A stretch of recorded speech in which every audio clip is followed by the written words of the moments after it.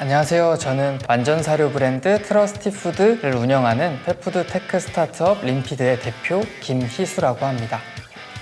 아무리 영양이 우수한 사료일지라도 안 먹어버리면 아무런 의미가 없어지는 게 많은 보호자들을 만나고 사료 산업에서 종사할수록 느끼는 부분이었고요. 국내 사료의 트렌드가 글로벌 트렌드에 비해서 한 5년 정도는 뒤처져 있다고 생각을 해요. 국내에서 반려동물을 키우는 보호자들도 글로벌 트렌드에 맞춰서 사료를 선택할 수 있게 저희가 직접 사료를 개발하고 런칭을 하게 되었습니다. 펫푸드를 다루고 있는 스타트업으로서 중심이 되는 기업이 되고 싶다라는 말씀을 드리고 싶습니다.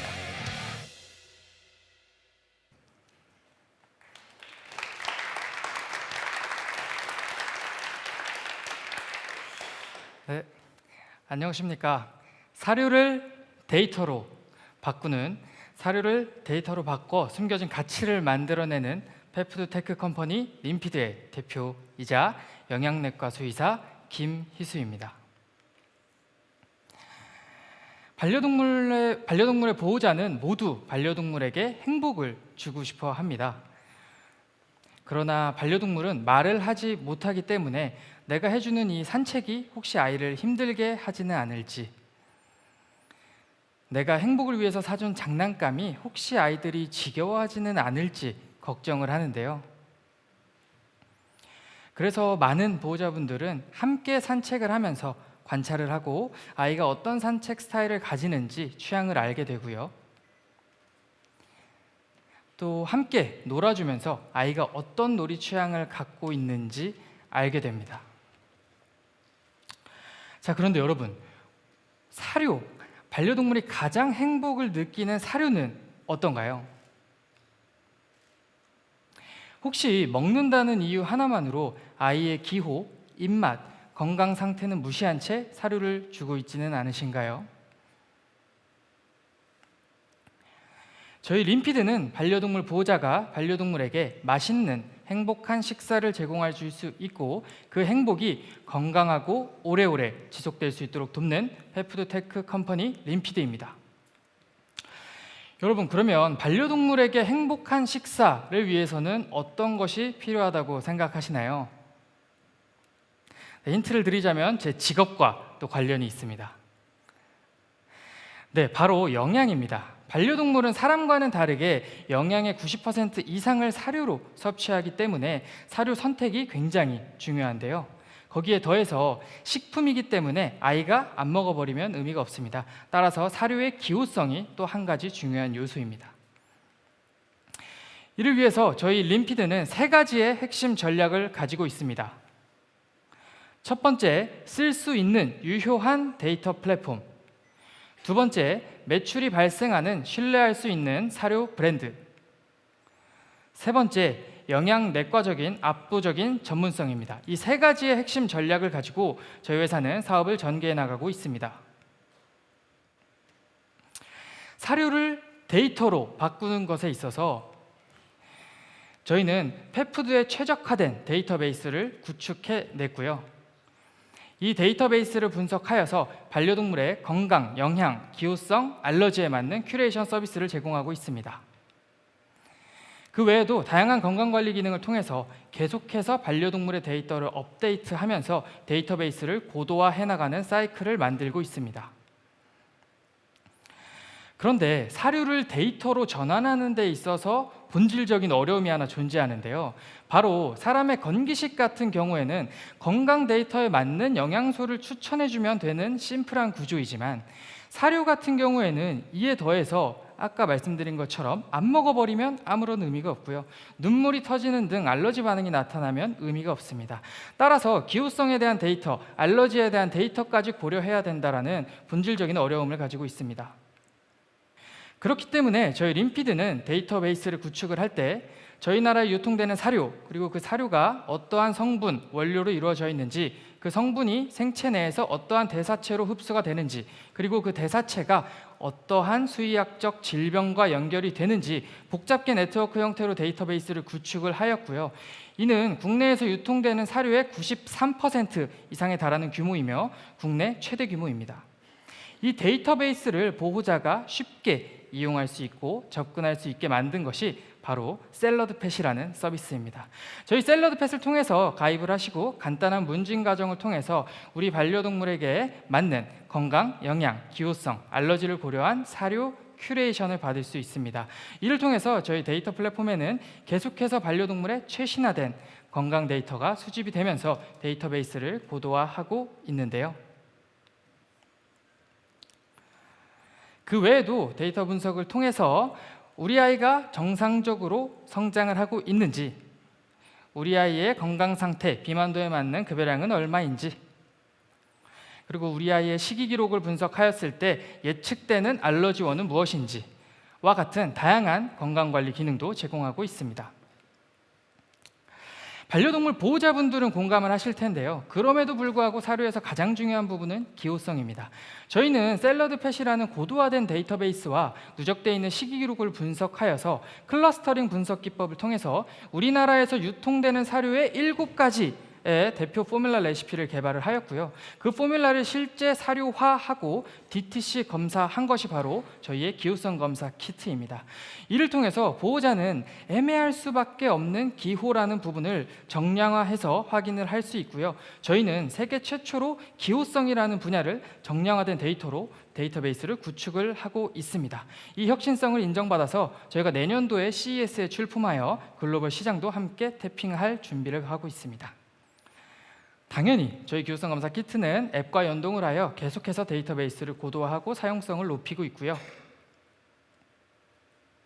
저희의 기호성 검사 결과를 우리 아이는 어떠한 고기를 좋아하는지, 우리 아이는 어떠한 알갱이 크기를 좋아하는지, 우리 아이의 식탐 정도는 어떤지와 같이 MBTI 형태로 굉장히 재밌게 풀어냄으로써 굉장히 높은 오가닉한 콘텐츠 전환율을 기록하고 있습니다. 모든 DTC 검사 키트의 한계점이 하나 있죠. 바로 검사 결과 이후에 매출로 전환되지 않는다는 점입니다. 그러나 기호성 검사 키트 같은 경우엔 정량화된 사료의 기호성 데이터를 수집을 하고 그걸 기반으로 먹일 수밖에 없는, 늘 먹이고 있는 사료를 큐레이션을 해줌으로써 15%라는 높은 구매 전환율을 기록을 하고 있고 실제 매출로 발생하고 있습니다. 자, 여러분, 지금까지 저희가 샐러드팻과 기호성 검사 키트를 활용해서 어떻게 사료 산업을 데이터로 바꿔나갔는지 설명을 해드렸습니다. 그러나 모든 산업에 공통적으로 적용되는 부분이겠지만 이 데이터가 데이터로, 의미 없는 데이터로만 남아있다면 사업을 할 수가 없겠죠. 저희는 이 데이터를 어떻게 사료 브랜드로 바꿔내고 커머셜라이제이션에 성공했는지 설명드리도록 하겠습니다. 먼저 샐러드팻 데이터 플랫폼 안에 있는 데이터를 분석하여서 우리나라의 반려동물들은 도대체 어떠한 고기를 좋아하는가, 그리고 그 고기가 어떤 성분과 조합이 되었을 때 기호성이 높은가, 그리고 그 레시피 포뮬라가 어떠한 사료 공법으로 제공이 됐을 때 기호성이 가장 높은가와 같은 상품 전략을 도출해냈고요. 넥스트 엘리베이션의 엑셀러레이팅 3개월 기간 동안 12종이라는 상품 라인업을 구축할 정도로 정말 말도 안 되는 속도로 상품 전략을 도축해서 빠르게 생산 라인업을 확장하였습니다.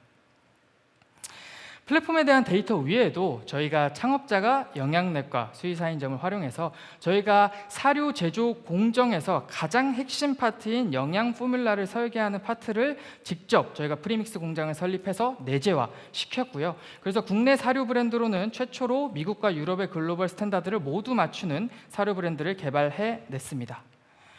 뿐만 아니라 글로벌 펫푸드 대기업들만 보유하고 있는 영양학과 수의학 팀을 내부에 구축함으로써 최근의 학계 트렌드를 빠르게 상품으로 이터레이션하는 그러한 사이클을 만들 수 있는 역량을 가지고 있고요. 그를 통해서 저희가 런칭한 상품 라인업 역시도 국내 최초로 슈퍼그레인 사료를 런칭을 하였고요. 국내 브랜드 최초로 영양 밸런스를 모두 맞춘 동결건조 주식 사료를 만들어냈습니다. 이런 것들이 가능한 이유는 저희가 데이터 플랫폼을 구축했고 저희의 영양 내과적인 전문성이 붙어서 사료 포뮬라를 설계할 수 있는 프로그램을 내재화하였기 때문입니다. 여러분, 사료의 기호성, 반려동물이 잘 먹는 것도 좋고요. 영양학적인 완전성도 좋습니다. 그러나 펫 시장에 또 독특한 점이 하나 있죠. 소비 주체는 보호자라는 점입니다. 결국에 보호자들 역시 만족을 해야 되는데요.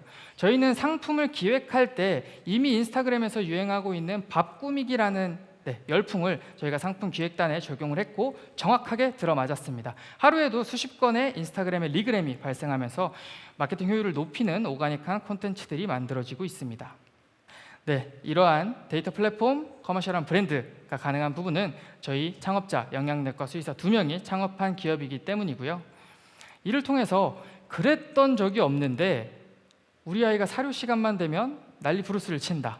드디어 국내에서도 믿을 만한 사료 브랜드가 나왔다와 같은 리뷰를 받으면서 시장에서도 인정을 받고 있습니다. 수의학적인 전문성, 그리고 데이터 플랫폼, 그리고 커머셜한 브랜드로 이어지는 이 이터레이션을 빠르게 고도화하면서 선순환 플라이휠을 구축해내었습니다. 그렇다면 지금부터는 이 플라이휠이 어떤 기록을 남겼는지에 대해서 설명드리도록 하겠습니다. 저희의 데이터 플랫폼 샐러드팻은요, 누적 사용자 수 5만 5천 명을 넘겼으며 맞춤형 영양 분석 횟수는 150만 회에 달하는 기록을 가지고 있습니다. 그래서 저희는 이 데이터 플랫폼을 통해서 꾸준하게 사용자 데이터를 계속해서 수집해내고 있고요.